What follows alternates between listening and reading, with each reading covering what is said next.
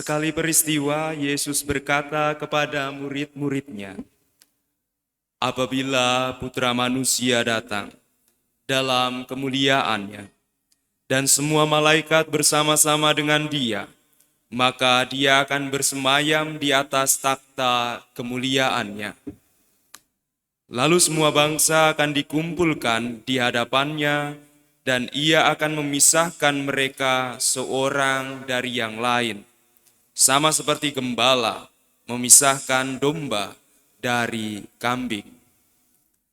Ia akan menempatkan domba-domba di sebelah kanannya dan kambing-kambing di sebelah kirinya. Raja itu akan berkata kepada mereka yang di sebelah kanannya, 'Mari, hai kamu yang diberkati oleh Bapa-Ku, terimalah kerajaan yang telah disediakan bagimu sejak dunia dijadikan. Sebab ketika aku lapar, kamu memberi aku makan. Ketika aku haus, kamu memberi aku minum. Ketika aku seorang asing, kamu memberi aku tumpangan. Ketika aku telanjang, kamu memberi aku pakaian. Ketika aku sakit, kamu menjenguk aku. Ketika aku di dalam penjara, kamu mengunjungi aku.'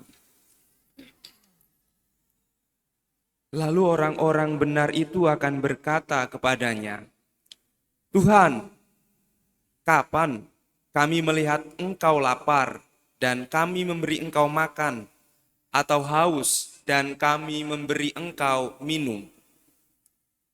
Kapan kami melihat Engkau sebagai orang asing dan kami memberi Engkau tumpangan, atau telanjang dan memberi Engkau pakaian? Kapan kami melihat Engkau sakit atau dalam penjara dan kami mengunjungi Engkau?' Raja itu pun akan menjawab mereka, 'Sesungguhnya aku berkata kepadamu, segala sesuatu yang kamu lakukan untuk salah seorang dari saudaraku yang paling hina ini, kamu telah melakukannya untuk aku.'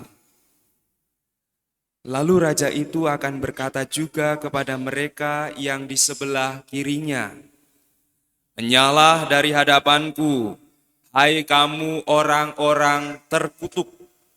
Enyahlah ke dalam api yang kekal, yang telah disediakan untuk iblis dan malaikat-malaikatnya. Sebab ketika aku lapar, kamu tidak memberi aku makan. Ketika aku haus, kamu tidak memberi aku minum. Ketika aku seorang asing, kamu tidak memberi aku tumpangan. Ketika aku telanjang, kamu tidak memberi aku pakaian. Ketika aku sakit dan dalam penjara, kamu tidak menjenguk aku.' Lalu mereka pun akan berkata kepadanya, 'Tuhan, kapan kami melihat Engkau lapar atau haus atau sebagai orang asing atau telanjang atau sakit atau dalam penjara dan kami tidak melayani Engkau?' Ia akan menjawab mereka, 'Sesungguhnya aku berkata kepadamu, segala sesuatu yang tidak kamu lakukan untuk salah seorang yang paling hina ini, kamu tidak melakukannya juga untuk aku.' Orang-orang ini akan masuk ke dalam tempat siksaan yang kekal, tetapi orang benar masuk ke dalam hidup yang kekal." Demikianlah sabda Tuhan.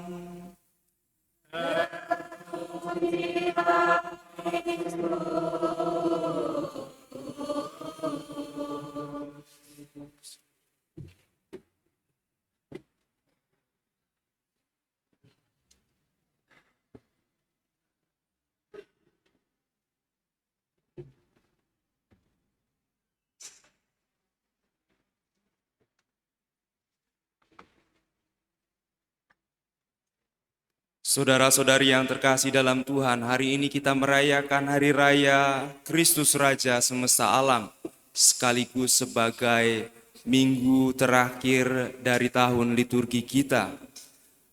Apa yang hendak dinyatakan oleh penempatan Hari Raya ini?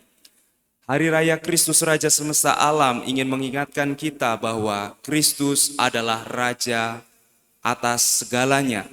Semuanya milik Kristus, milik Tuhan. Maka pertanyaannya untuk kita sebelum ini, apa yang sudah kita lakukan dengan kesadaran bahwa sepanjang tahun ini segala sesuatu adalah milik Tuhan? Apakah kita sudah memperlakukan segala sesuatu dengan kesadaran bahwa segalanya adalah milik Tuhan? Atau kita masih sering untuk memperlakukan segala sesuatu, memperlakukan sesama kita seturut dengan kehendak kita sendiri yang seringkali egois dan kurang mengasihi? Dalam bacaan pertama, Nabi Yeskiel menceritakan tentang Tuhan Sang Gembala yang mempunyai domba, yaitu gambaran dari umat Allah. Dan Tuhan atau Gembala ini kemudian menjadi hakim yang memisahkan domba dari kambing. Mengapa digunakan kambing sebagai gambaran yang tidak baik?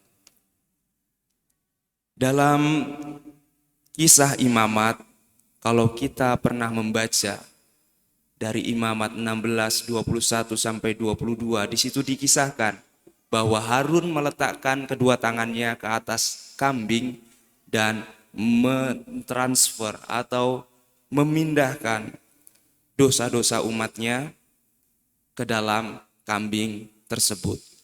Dan kambing itu kemudian dilepaskan ke gurun untuk kemudian mati, dan itu menjadi tanda dosa-dosa umat dihapuskan. Maka dalam perjanjian lama, kambing itu dilambangkan sebagai suatu entitas, suatu hal yang dipenuhi dengan dosa.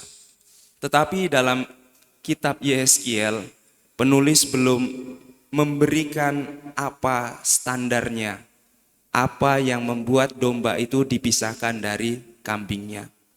Nabi Yeskiel belum membuat apa-apa standar domba itu dipisahkan dari kambing. Maka pemahaman yang sudah dimiliki oleh orang Yahudi ini dipakai oleh Yesus dalam Matius yang kita dengarkan tadi. Yesus menggunakan pengetahuan yang sudah dimiliki murid-muridnya, sehingga ketika dia mengajar kepada muridnya, Yesus menggambarkan dirinya sebagai Tuhan dan sebagai gembala atas domba-domba yang menghakimi domba dari kambing. Maka perumpamaan Yesus ini akan sangat mudah ditangkap oleh para pendengarnya, yaitu murid-muridnya sebagai orang Yahudi. Lalu, apakah Tuhan kita Yesus hanya menjadi Tuhan atas manusia, atas umatnya? Ternyata tidak. Rasul Paulus dalam suratnya kepada jemaat di Korintus menuliskan demikian. Dan kalau segala sesuatu telah ditaklukkan di bawah Kristus. Dengan mengatakan itu, Paulus hendak mengajarkan kepada kita bahwa Yesus telah ditetapkan oleh Allah untuk menjadi Tuhan atas segala sesuatu. Mengapa Allah menggunakan Yesus putranya sebagai penghubung kepada dirinya? Karena kita tadi sudah mendengarkan juga dalam surat Rasul Paulus kepada umat di Korintus bahwa Yesus menjadi Tuhan, menjadi hakim, bertujuan untuk mengantar segala ciptaan kembali kepada Allah yang karena dosa Adam telah terpisah selamanya dari kasih Allah. Karena dosa Adam, segala ciptaan menjadi terkena dosa. Manusia kehilangan keilahian, kehilangan kekudusan alamiahnya karena dosa yang dilakukan oleh Adam. Maka Allah yang kudus tidak bisa mencapai Allah, tidak bisa mencapai manusia yang berdosa. Dosa, bencana, kejahatan bukan ciptaan Allah, tetapi dapat kita pahami sebagai situasi di mana Allah tidak ada. Lalu dari dua bacaan tadi, Yesus dalam Injil Matius tadi menetapkan standar orang yang kelak masuk kerajaannya. Dalam kisah tadi digambarkan yang pertama, kedatangan anak manusia. Ini merupakan iman yang harus kita pegang, bahwa hidup kita sebagai orang beriman, sebagai orang yang mengikuti Kristus, tidak hanya berhenti di dunia ini saja, tetapi kita percaya pada kedatangan Kristus yang akan datang.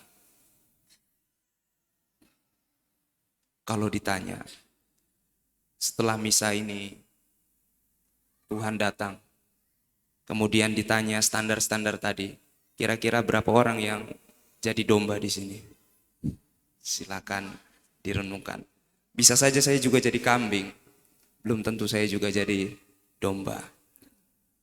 Tetapi untunglah bahwa kita diingatkan dalam dialog pengadilan tadi, tidak seperti Yeskiel yang tidak menjelaskan apapun. Dalam dialog pengadilan tadi Yesus menjelaskan 6 daftar tindakan belas kasih. Apa tadi? Saat aku lapar, engkau memberi aku makan. Saat haus memberi minum. Saat menjadi orang asing kamu memberi tumpangan. Saat aku telanjang kamu memberi pakaian. Saat aku orang sakit dan di penjara kamu mengunjungi aku. Itu adalah tindakan belas kasih. Kemudian orang-orang yang dianggap benar itu kebingungan. Kapan Tuhan aku melakukan itu kepadamu?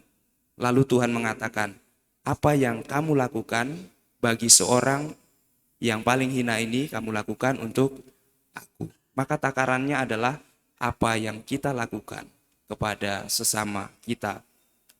Lalu hal-hal itu terangkum dalam satu kata kerja yang kemudian disampaikan kepada orang-orang yang dikelompokkan menjadi kambing, yaitu melayani. Maka melayani raja adalah melayani orang-orang kecil yang terancam, yang terpuruk. Dan karena Yesus adalah raja atas semesta alam, maka baiklah juga kita ingat bahwa Fransiskus menyebut bumi ini sebagai saudari, menyebut matahari, menyebut segala sesuatu sebagai saudara.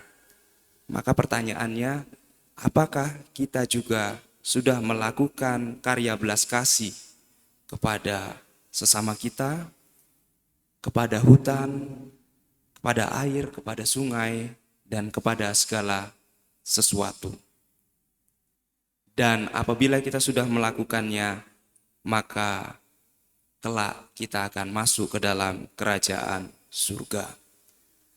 Maka untuk mengakhiri permenungan ini, saya meminta kita semua untuk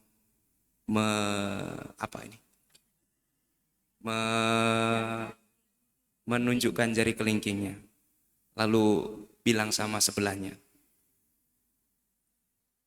janji ya akan melayani Yesus Rajaku dengan melayani segala ciptaan. Ayo bilang, 1, 2, 3. Janji ya akan melayani Yesus Rajaku dengan melayani segala ciptaan. Janji ya, bilang sama yang lain. Dan itu ada lagunya, ada nadanya. Pasti ada yang tahu, tapi kebanyakan pasti tidak tahu. Nadanya seperti ini. Kelingking kita berjanji, kanan kiri jadi saksi melayani Tuhan melalui segala ciptaan. Jadi kelingking kita berjanji. Ayo sama-sama coba. Kelingking kita berjanji, kanan kiri jadi saksi melayani Tuhan melalui segala ciptaan. Semoga kita bisa melakukan karya belas kasih melalui segala ciptaan. Dengan demikian kita melayani Tuhan. Semoga Tuhan memberkati. Kalau lupa, lihat jari kelingkingnya di rumah nanti ya.